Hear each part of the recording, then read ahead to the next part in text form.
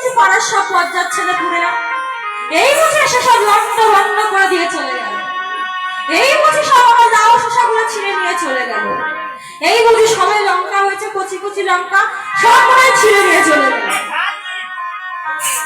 এদিকে নাতি নাতনি চিন্তা করছে বৃন্দাবনের কথা, কিন্তু ঠাকুমা চিন্তা করছে সেই লাউ শসার কথা। ঠাকুমার কি আর বাকি বিহারী লাল দর্শন হবে না? এমন সময় দেখতে দেখতে হলো কি না, নাতি নাতনি সবাই মিলে এসে ঠাকুমা সহ উপস্থিত হলেন বৃন্দাবনে। তখন নাতি বলছে, ও ঠাকুমা, ঠাকুমা ওই দেখো দেখো, তুমি দেখতে পাচ্ছ ঠাকুমা? কি রে নাতি?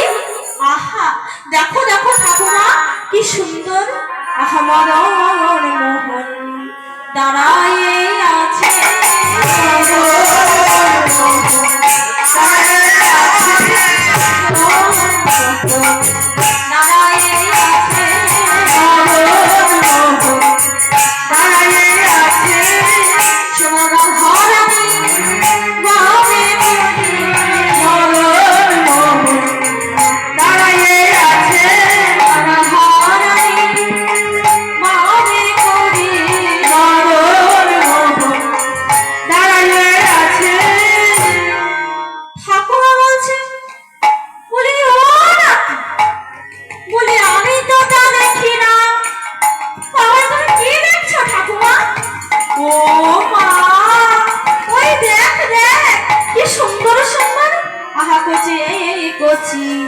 লাউ ধরেছে কচি কচি, লাউ ধরেছে কচি কচি, লাউ ধরেছে কচি কচি, লাউ ধরেছে।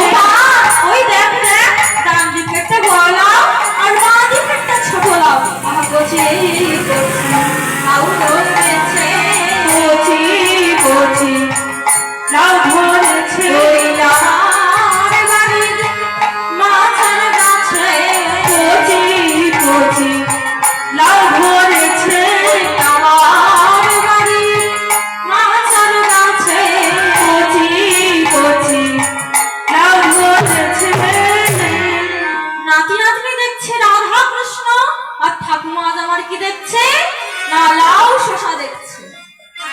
তার কি আর বাকি বিহারী লাল দর্শন হবে না? তাই মন হচ্ছে জীবনে সর্বশ্রেষ্ঠ সাধন পূজন ভজনের বড় একটা জিনিস।